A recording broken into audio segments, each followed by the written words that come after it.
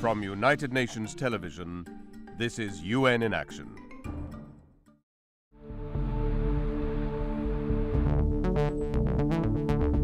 It's almost time for the daily commute. Anatoly Popko grabs a coffee and says goodbye to his baby daughter.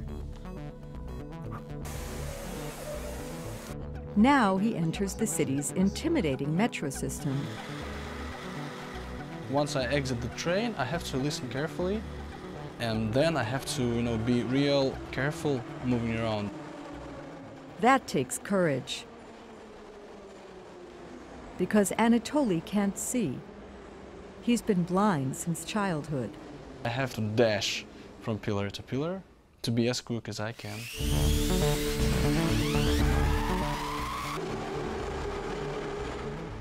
29-year-old Anatoly is one of the very few blind or disabled people to attempt to navigate the metro or even head out onto Moscow's streets. According to the United Nations, Russia's 13 million people with disabilities face not only physical barriers, like hard-to-access public transport and buildings, but also widespread prejudice and discrimination. Many are deprived of job opportunities. 90% of the nation's disabled people are unemployed. If you walk downtown Moscow, then you probably will not see any disabled person for hours, or maybe you will not see one at all. Historically, people in Russia with a range of disabilities were sent to institutions, like these blind children in the early 20th century. Here, children learned traditional skills, but their lives were strictly regimented.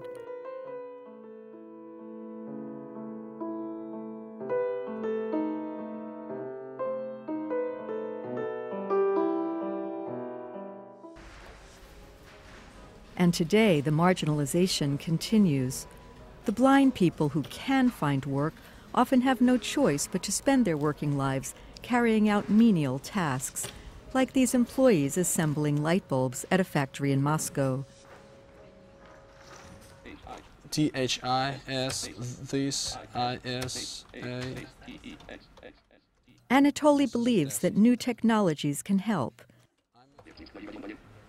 Working for the All Russia Association of the Blind, he demonstrates this new voice recognition software, which enables users to harness the almost limitless information available on the internet.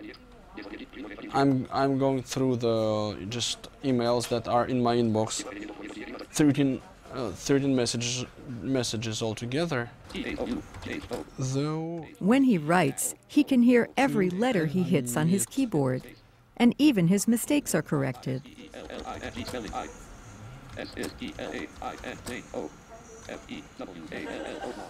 Yeah, that's what I meant.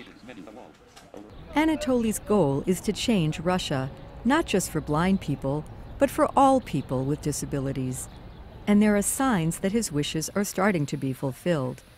Moscow has declared that it will be barrier-free by 2020, meaning that all public buildings and facilities should be easily accessible. And in 2008, the Russian Federation signed the UN Convention on the Rights of Persons with Disabilities.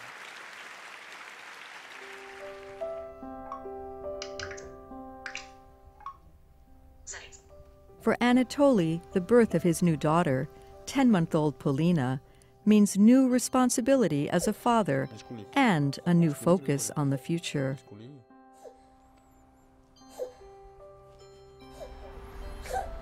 At heart, he hopes his daughter's life will be shaped by the same spirit as his own.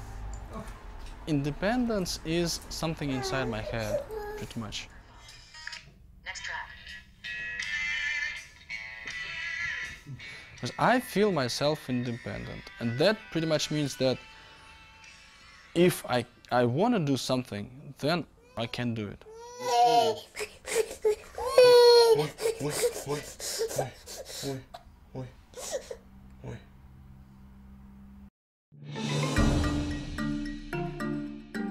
This report was produced by Francis Mead for the United Nations.